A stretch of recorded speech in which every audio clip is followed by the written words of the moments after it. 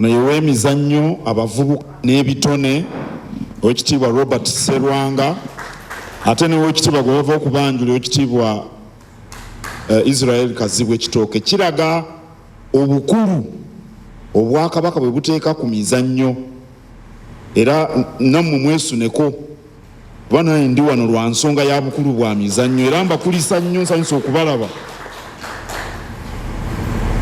Emizannyo tutera okujoogerako ng'egirina emigaso 6 omuntu ayinza okugattako. Ekisooka kuvumbula bitone. Abantu bangi nnyo balina ebitone naye tetumanyi. Oli asobola okuba nga adduka naye nga tetumanyi. Tebereza Juma Jantuyo ne Farouk Mujaasi tubeera nabo wano batutendeka mu dduyiro naye nga siyinza na kumanya nti Juma alina ekitone ekyo oba nti oli Farouk ate naye alina ekitone ekyokutendeka nandibadde tubeera nabo wano emirundi 3 mu wiiki. N'olwekyo nga minisita bw'agambye abavubuka baleme kwetuulako bafube okuvumbula ebitone ebibalimu. Kiyinza okuba kya nsambagere, kiyinza okuba kya misinde, kiyinza okuba kya nsero. Mugaso ogusooka. Ekyokubiri, emizannyo gitusanyusa. Bw'olaba nga bano basamba ensambagere bw'oba omanya amateeka g'omuzannyo ogwo kikuwummuza ne bw'oba wakoze emirimu nga wakooye n'ogamba kandabe ensambagere. Munnaffe ssentebe Ssaabawandiisi yamwogeddeko Moses Golola yaganjisa nnyo omuzannyo gw'ensambagere olw'ebigambo bye byokka era nga bikuwaliriza okuva nti nteeka okulaba Golola ono oba omusajja gwatugambye anaamumegga.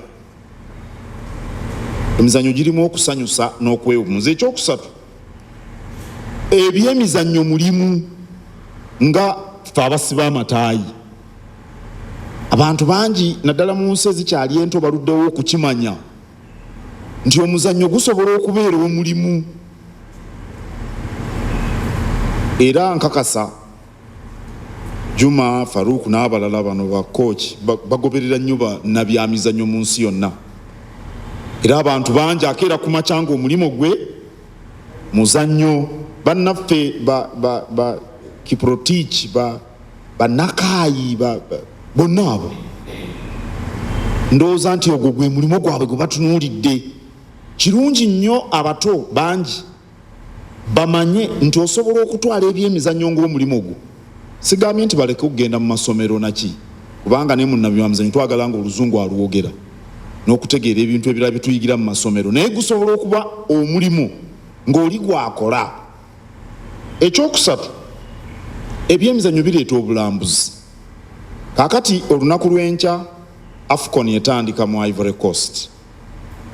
Ennyonyi zonna zitambula zigenda Ivory Coast naye si kulaba mupiira gwokka naye bajja kulaba n'ebifa mu nsi eyo. Era mwakoze bulungi okutwala olusambagere luno ebugiri kubanga atatambudde mu Uganda yatamanyi bulungi bwa nsi eno. Kaakati waliwo n'afunye omukisa okulaba omugga Kiira. Mukimanyi nti ne bannayuganda bangi ebiri wano tebabirabanga. Bannayuganda bangi omugga Kiira tebagulabangako. Naye oli bw'aba agoberera Juma ng'ayagala okumulaba bw'alwana n'omugga ojja kugulaba, n'ennyanja Nalubaale ojja kugiraba. Era ebyobulambuzi mu mizannyo bireeta ssente empitirivu mu nsi ezibitegedde. Bannayuganda bangi bemmanyi bwe bagenda e Bungereza baagala okugendako ku kisaawe kya Arsenal oba bagenze Manchester ne bagendako Old Trafford. Okugendayo osasula okulaba ssente ezo.